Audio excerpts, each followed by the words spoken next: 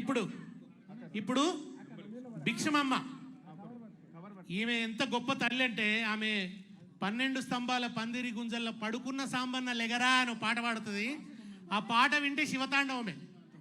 ఆమె నిజంగా చెక్క భజన మాస్టర్. ఆమె చెక్క భజన చేస్తారు కదా ఊర్లలో, దాని మాస్టరు. ఆడవాళ్ళు బయటకు పోవద్దు, పాటలు పాడొద్దు, నువ్వెందుకు ఈ చెక్క భజన నేర్పుతావు అని అంటే ఆమె అట్లా కాదు, ఆడోళ్ళు లేని మగోళ్ళు లేదని చెప్పి ఇవాళ చెక్క భజనలో ఆమెను మించిన వాళ్ళు లేరు. తెలంగాణలో చాలా ఫేమస్ ఆమె.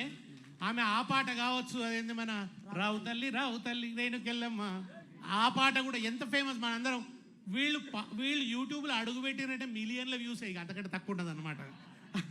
అటువంటి భిక్షమమ్మ అమ్మ తల్లి పాడు.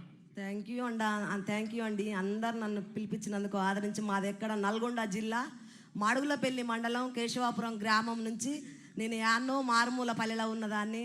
నన్ను ఇంత దూరం ఈ సార్ వాళ్ళు పిలిపించినందుకు మీకు ధన్యవాదాలు సార్.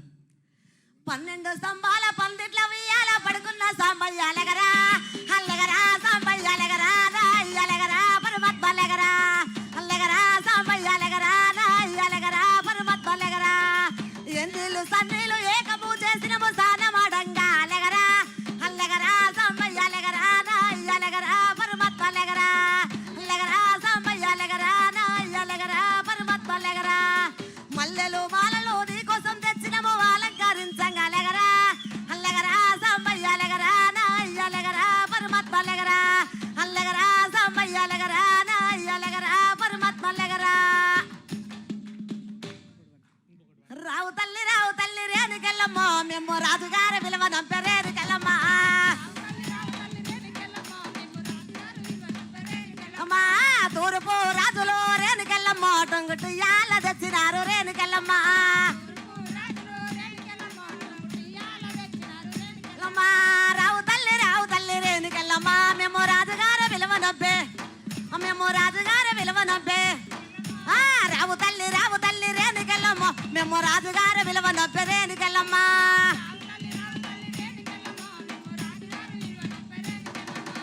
అన్నలు మనం చాలా పోగొట్టుకున్నాం. అన్నో మనకేసి అరే అన్నో మనకేసి అరే అన్న చుట్టము చూపులే అన్న మన ఇంటికి వస్తాడన్న చుట్టము చూపులే అన్న మన ఇంటికి వస్తాడన్న పెదవాళ్ళకు కూడా అన్న పేరెళ్ళి ఉన్నాడన్న మన ఆపటి సోపతి కన్నా మన ఆదుకుంటాడన్న మన ఆపటి సోపతి కన్నా మరి ఆదుకుంటాడన్న. అది భిక్షమమ్మ గొంతు. ఆకాశాన్ని అంటే శృతి ఆమెది, పక్క కోరసి వస్తుంది. లచ్చమక్క తరఫున ఏమవుతామమ్మా నువ్వు? పాప ఇక్కడి దాకా వచ్చిన తర్వాత ఆమెకి ఏదో కొంచెం ఆరోగ్యం ఇబ్బంది అయింది. పెద్ద మనిషి ఆమె. కూర్చో తల్లి కూర్చో. నువ్వు పాడతావు ఆ పాట గురియవన్నీ సిరగట్టి? ఒక బ్యూటిఫుల్ డిక్షన్ ఉంటుంది, అది మనకు రాదది. నిజంగా తెలుగును బతికించేది ఎవరంటే మంచి తెలుగును వీళ్ళే. తెలుగు భాష బతకాలంటారు కదా, ఇగో వీళ్ళ నోటి దగ్గరికి పోయి దోశలు పెడితే అద్భుతమైన తెలుగును భిక్ష పెడతారు ఈ గాయనులు. ఇప్పుడు ఈ కార్యక్రమ నిర్వాహకులు మన నాయకులు దేశపతి గారిని సార్ సన్మానిస్తారు.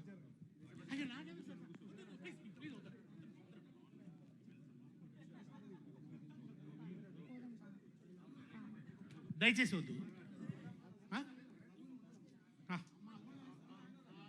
కొద్ది అయినాకి ఇప్పుడు నీకు కష్టం ఇది.